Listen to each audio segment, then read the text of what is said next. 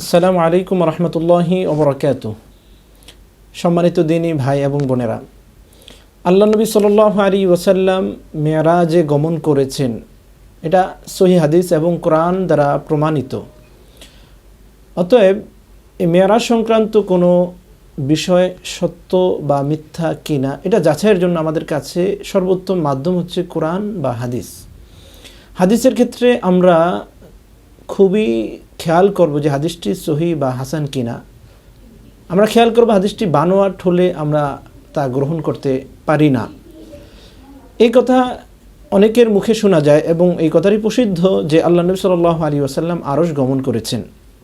সাথে সাথে এই কথাগুলো আমাদের লোকমুখে প্রসিদ্ধ যে যখন আল্লাহ রাসূল সাল্লাল্লাহু আলাইহি ওয়াসাল্লাম সিদরাতুল মুনতাহা পর্যন্ত পৌঁছে গেলেন, জিবরিল আমিন তখন আর যাওয়ার সাহস করেনি এবং সে এক পর্যায়ে বলেছে আল্লাহ নবীকে যে লাউ তাকাদ্দামতু খুতওয়াতান লাহতারাকতু, যে আমি যদি এক কদম আগ বাড়াই তাহলে আমি জ্বলে পুড়ে ভস্ম হয়ে যাব।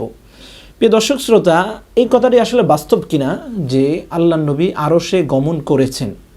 আমরা যদি পবিত্র কোরআনুল কারীমের দিকে তাকাই তাহলে আমরা দেখতে পাবো পবিত্র কোরআনুল কারীমের সূরাতুন নাজম, যেখানে মেরাজের কিছু ঘটনা উল্লেখ করা হয়েছে, সেই সূরাতুন নাজমের মধ্যে আল্লাহ সুবহানাহু ওয়া তাআলা আমাদেরকে জানিয়েছেন যে ওয়ালাকাদ রাআহু নাজলাতান উখরা ইনদা সিদরাতিল মুনতাহা ইনদাহা জান্নাতুল মাওয়া, যে এই পর্যন্ত ঘটনা ঘটেছে তার কিন্তু প্রমাণ কোরআনে আছে যে আল্লাহ রাসূল সিদরাতুল মুনতাহা পর্যন্ত গিয়েছেন। কারণ এখানে উল্লেখ আছে যে আল্লাহ তাআলা আল্লাহর রাসূলকে হযরত জিবরিল আমিনকে দেখার সুযোগ করে দিয়েছেন এই সিদরাতুল মুনতাহাতে পরিপূর্ণরূপে এবং তার আসল আকৃতিতে। তো সিদরাতুল মুনতাহা কোথায়? যেটা সপ্ত আকাশের উপরে, সপ্ত আসমানের উপরে, আরশে আজিমের নিচে। এটা হলো পবিত্র কোরআনের মাধ্যমে আমরা জানতে পারলাম যে সিদরাতুল মুনতাহা পর্যন্ত পৌঁছেছেন। এমনিভাবে যদি আমরা হাদিসের দিকে তাকাই তাহলে আরেকটি জায়গার কথা আছে যেটা সিদরাতুল মুনতাহার কাছাকাছি, যে হাদিসে উল্লেখ রয়েছে যে আল্লাহ রাসূল সাল্লাল্লাহু আলাইহি ওয়াসাল্লাম আরশ পর্যন্ত যাননি বা আরশ পর্যন্ত তিনি পৌঁছাননি।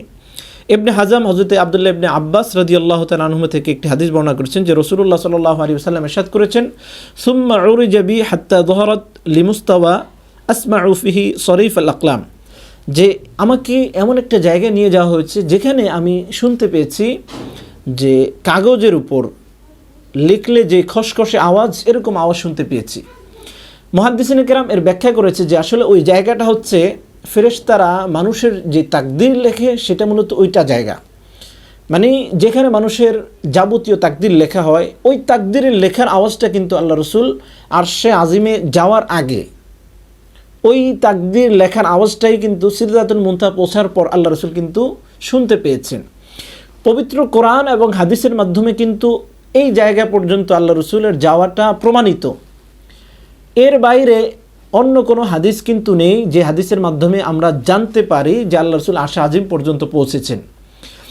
এই জন্য মেরাজের রাত্রে জিবরিল আমিন সিদরাতুল মুনতাহা পর্যন্ত পৌঁছার পর আর সামনে যাননি এবং পিছনে চলে আসছেন, যেই লোকমুখে যে কথারই প্রসিদ্ধ, এটা নির্ঘাত একটি বানোয়াট ঘটনা। প্রখ্যাত মুহাদ্দিস আব্দুল্লাহ ইবনে সিদ্দিক আল গুমারি রাহমাতুল্লাহি আলাইহি বলেছেন যে ওমিনাল গুরুবিল মাজমুমি আইজন জা'মুহুম আন্না নবী সাল্লাল্লাহু আলাইহি ওয়াসাল্লাম লাম্মা বালাগা সিদরাতাল মুনতাহা তাআখারা জিবরিল ওয়া ক্বালা লাউ তাকাদ্দামতু খুদওয়াতান লাহতারাকতু হাযা কিযবুন কবিহুন, যে এটা নিকৃষ্টতম বাড়াবাড়ি যে রাসূলুল্লাহ সাল্লাল্লাহু আলাইহি ওয়াসাল্লাম যখন সিদরাতুল মুনতাহা পৌঁছলেন তখন জিবরিল আমিন পিছু হটে যান এবং বললেন আমি যদি আর এক পা অগ্রসর হই তাহলে জ্বলে যাব। এটা মিথ্যা এবং বাজে কথা। ওয়াল ওয়াকিউ আন্না জিবরিল আলাইহিস সালাতু ওয়াস সালাম লাম ইফারিকুন নাবিয়্যা তিলকাল লাইলা লাহজাতান ওয়াহিদা কানা মাআহু ফি সিদরাতিল মুনতাহা ফি গায়রিহা, যে বাস্তব সত্য কথা হচ্ছে আল্লাহ রাসূল থেকে জিবরিল আমিন ওই রাতে সিদরাতুল মুনতাহা বা তার বাইরে অন্য কোথাও এক মুহূর্তের জন্য কিন্তু আল্লাহ রাসূল থেকে সরেননি।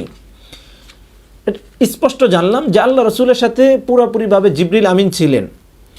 আর যদি জিবরিল আমিন গেলে ভস্ম হয়ে যাওয়ার কথা যেটা লোকমুখে প্রসিদ্ধ, যদি এটা বাস্তবে হয়ে থাকতো তাহলে আল্লাহর নবী সাল্লাল্লাহু আলাইহি ওয়াসাল্লামের সাথে যে সমস্ত চিজ ও আসবাব ছিল, যেমন ওনার জোতার কথা বলা হয় বা পাঞ্জাবি ধরে নিলাম, এই পাঞ্জাবি ইত্যাদিও তো জ্বলে যাওয়ার কথা আল্লাহ নূরের কাছে। তার মানে এটা বাস্তব সত্য কথা নয়। দ্বিতীয় কথা, যে জুতা নিয়ে প্রবেশ করা একটা ঘটনা আমাদের লোকমুখে প্রসিদ্ধ, যে জুতা নিয়ে আল্লাহ রসুল প্রবেশ করতে চাননি, জুতা খুলতে চেয়েছেন, কিন্তু আল্লাহ তাআলা ফেরেশতাদের মাধ্যমে জানিয়েছেন যে এই জুতা মাধ্যমে যাওয়াটা আসমান এবং আরশে আজিম ফখর করবে। নাউজুবিল্লাহ, এটা একটা নির্ঘাত মিথ্যা বানোয়াট ঘটনা।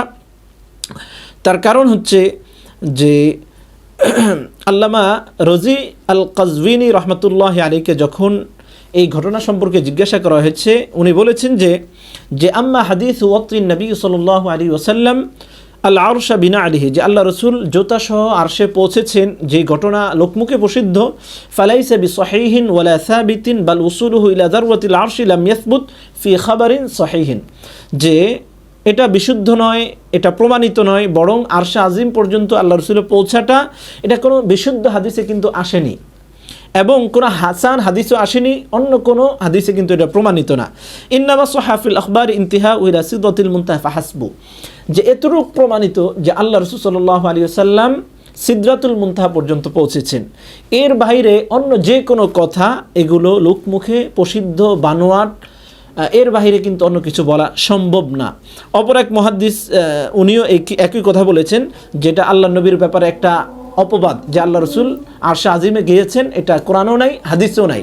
অতএব আমাদের এই আকীদা পোষণ করা কখনো উচিত হবে না যে সিদরাতুল মুনতাহা পার হয়ে আল্লাহ নবী একা আরশে আজিমে পৌঁছে গেছেন। এই আকীদা আমাদের পোষণ করার কোনো সুযোগ নেই, এটা সহিহ সূত্রে বর্ণিত হয়নি। আল্লাহ তাআলা আমাদেরকে বোঝার তৌফিক